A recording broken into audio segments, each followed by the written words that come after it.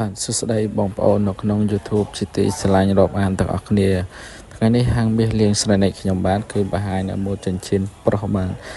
សម្រាប់ចិញ្ចៀននឹងដែរបាទគឺចិញ្ចៀនទឹក7វៀតណាមបាទគឺម៉ូដស្អាតមែនតើបងប្អូនគឺដំដំបងភ្លឺចែងចាំងព្រាកតែម្ដងសម្រាប់ម៉ូដនេះគឺមានទម្ងន់4G 3G 2G ជាងបាទគឺទម្ងន់ប៉ុណ្ណឹងយើងអាចពាក់នៅផ្ទះសាមញ្ញបានបាទគឺស្អាតមែនតើ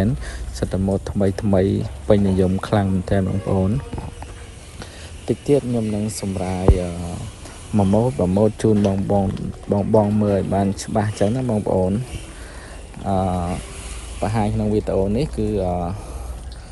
មាន5ម៉ូដបាទអញ្ចឹងបងប្អូនមើលម៉ូដទី1នេះគឺម៉ូដបែបរាងធំបន្តិចបាទសម្រាប់បងប្អូនដៃរាងធំអីអាចពាក់ម៉ូដនេះបានស្អាតមែនទែនគឺសម្រាប់ដាំត្បូងតូចបង្កប់ខាងក្រោមហើយមានត្បូងពណ៌ស្វាយពីលើបាទម៉ូដនេះពាក់ចូលកម្មវិធីអីគឺលិចមែនទែនបាទសម្រាប់ម៉ូដទី2នេះគឺម៉ូដដាំត្បូងរាងខ្ពស់មួយគ្រាប់បាទខាងក្រោមគឺរាងបែបបង្កប់ទេបាទគឺមើលទៅគឺស្អាតបែប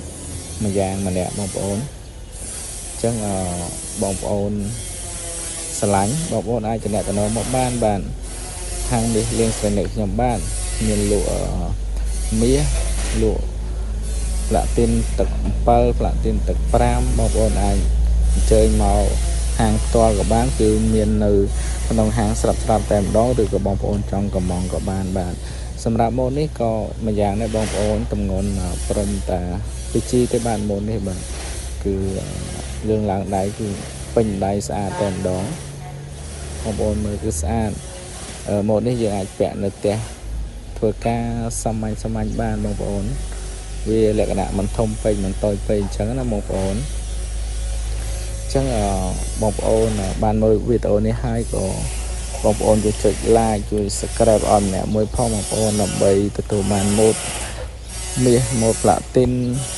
ថ្មីពីហាងមាសលៀងស្រណែកជាបន្តទៀតបាទសម្រាប់ម៉ូដនេះគឺម៉ូដតូចទេបាទម៉ូដនេះក្រុមទម្ងន់ 1G ទេបាទនឹងសម្រាប់បងប្អូនណាខាងបងណាដៃរៀងតូចអញ្ចឹងណាបងប្អូនអាចមើលម៉ូដនេះបានសម្រាប់ដៃខ្ញុំថននេះរៀងធំបន្តិចអញ្ចឹងគាត់ថាខ្ញុំពាក់បែបអាណាតូចពាក់នៅកូនដៃអញ្ចឹងណាបងប្អូនតែបងប្អូនណាដៃតូចគឺយើងពាក់តាមដៃជាក់ស្ដែង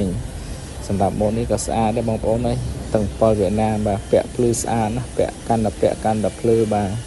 ហើយបងប្អូនចង់លក់ដូរវិញគឺបានមកសេរីបងប្អូនលក់ខាតតែឈ្នួលទេបងប្អូនហើយទាំង7ទាំងទឹក5ទាំង7លក់ខាតតែឈ្នួលទេហាងមាសលៀងស្រណែកខ្ញុំបានអញ្ចឹងវីដេអូមានតែប៉ុណ្្នេះទេសូមអរគុណបាទសូមជម្រាបលាសូមជូនពរបងប្អូនសុខសប្បាយទាំងអស់គ្នាសូមអរគុណ